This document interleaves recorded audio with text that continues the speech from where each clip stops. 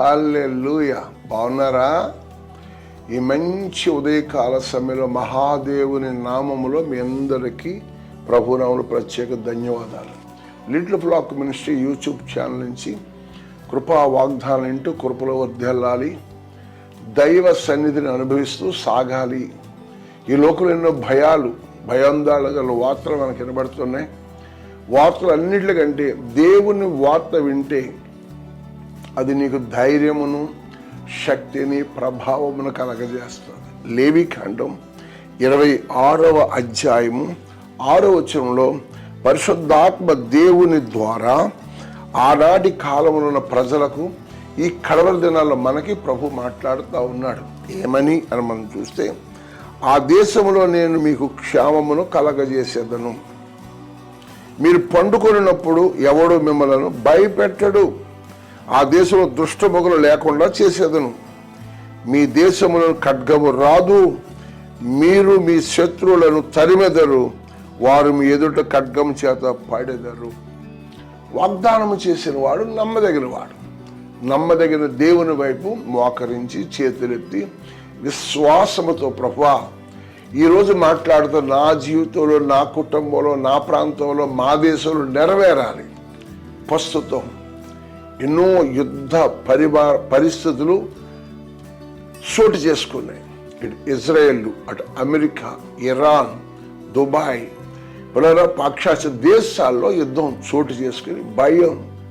ఏ క్షణం ఏం జరుగుద్దో, రవాణా చేస్తున్న వారికి భయం, ఆస్తులు ఉన్నత స్థాయిలో ఉన్న వారికి భయం. కానీ దేవుని పిల్లలుగా మనకేంటి తెలుసా? దేవునికి భయపడితే నీ దేశమును, నీ కుటుంబాన్ని, నీ పిల్లలను భద్రపరిచి, కోడి తన పిల్లలను భద్రపరిచినాడు. యెహోవా తన రెక్కల నీళ్ళలో భద్రపరుస్తాడు. ఆ వాగ్దానము నమ్ముతున్నప్పుడు నీవు దేవుడు ఎలా భద్రపరుస్తాడు అంటే, శద్రకు మేషకు అబేద్నెగోని వాళ్ళు తుత్తునీలుగా కొట్టమని రాజు ఆజ్ఞాపించాడు. వారు మా దేవుడు తప్పించగల సమర్థుడని విశ్వాసముతో ప్రభు వైపు చూశారు. దేవుడు వారి పక్షముగా ఉండి అగ్ని బలమును చల్లార్చాడు. ఈరోజు వినబడుతున్న ఈ యొక్క బాంబులు శబ్దం, ఈ అగ్ని మండుతూ రగులుతూ కేకలు, ఆక్రంద కేకలు, మరణ కేకలు వినబడుతున్న సమయంలో నీవు ఎవరిని కలిగి ఉన్నావు తెలుసా? ఆకాశమునకు భూమికి సృష్టికర్త అయిన దేవుడు కలిగి ఉన్నావు. నిన్ను బట్టి నీ దేశాన్ని, నిన్ను బట్టి నీ కుటుంబాన్ని భద్రము చేస్తాడు.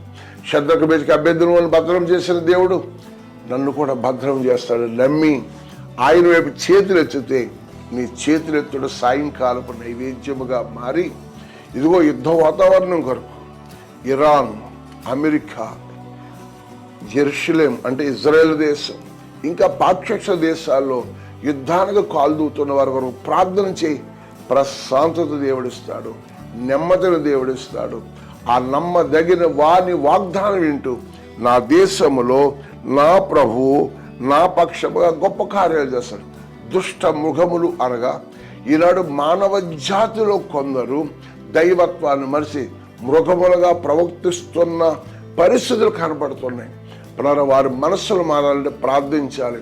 ఈ వాగ్దానం వింటున్న నీవు ఈ వాగ్దానం గ్రహిస్తే దేవుడు నిన్ను బట్టి నీ దేశాన్ని, నీ రాష్ట్రాన్ని, నీ జిల్లాని, నీ నియోజకవర్గాన్ని, లేదా నీ చిన్న గ్రామాన్ని, చిన్న కుటుంబాన్ని, బిడ్డలను భద్రపరిచి ఆయన సాక్షిగా వాడుకోవాలి అంటే వాగ్దానం వినాలి, ప్రార్థించాలి, ఎదురు చూడాలి.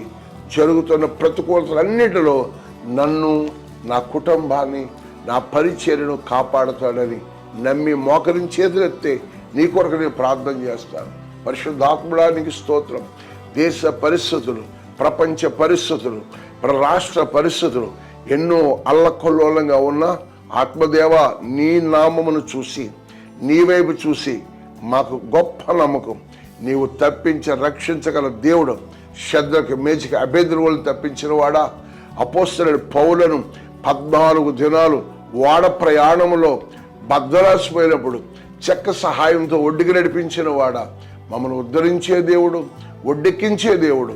అటువంటి కృప ఈ వాగ్దానం వింటూ ఎదురు చూస్తున్న బిడ్డలకి తోడయుండి నెమ్మది, సమాధానము, వారి ప్రాంతాలు కాపుదల అనుగ్రహించి నడిపించునుగాక.